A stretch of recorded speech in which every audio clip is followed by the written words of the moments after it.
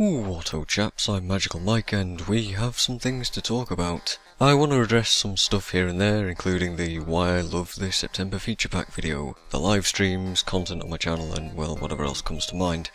So first let's deal with the elephant in the room, that feature pack video. I have to say, it was a lot of fun to make it, and I knew that as soon as I first spotted a few of the changes for myself, that I could really draw attention to them through, well, sarcasm. And that was my intention. Only to draw attention through the use of albeit the lowest form of wit.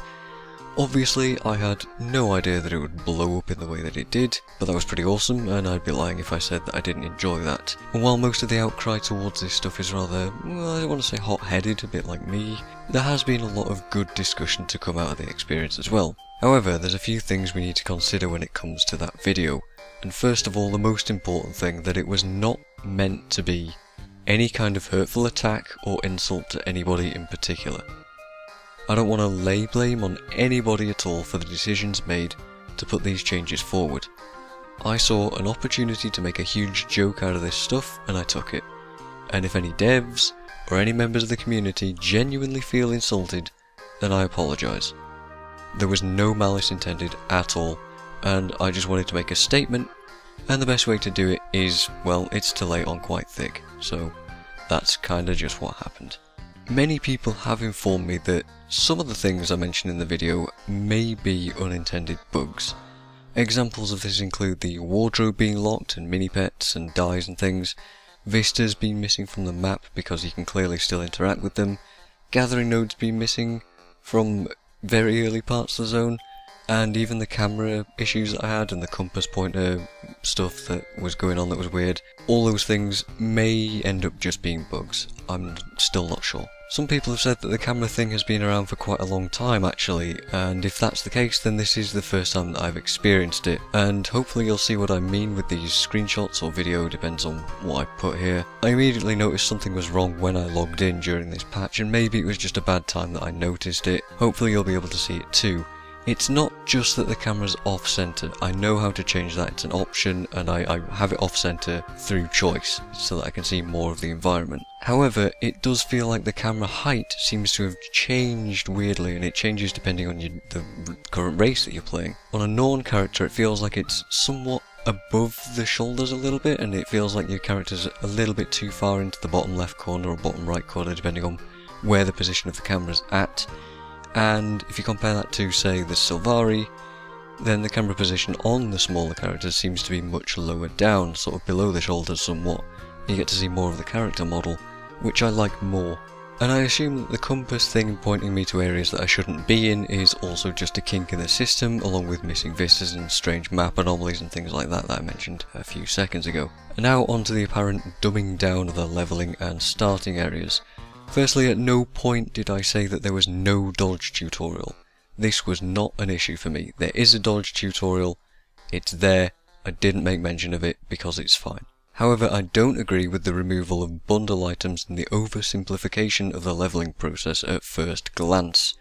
While I say that their test results show that these changes offer the most benefits, I'm currently struggling to actually see that, and I understand that my point of view is biased as a veteran player, but so many players have already been through the old levelling process just fine. I've heard that a sizable portion of people in the Reddit threads and in the comments actually like these changes and have found them to be very good, and I don't think that their opinion is to be ignored.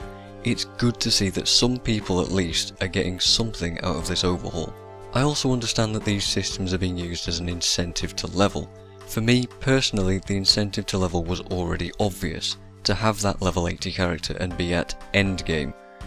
And while I also realise that endgame in Guild Wars 2 is a sort of foreign concept and it's sort of weird to think about, I feel like it should be at that point where the game is receiving overhauls and not during the levelling process. I feel like currently Guild Wars 2 is probably losing the most players who have been playing for a long time, got to 80 and then sort of ran out of things to do. Not the people who aren't even going to get to 80 in the first place. So what about things like the down system, skill points and unlocking skills? I feel like they should force you to go down in the tutorial, and then make you invulnerable during that time, instead of just not letting you die at all during that point.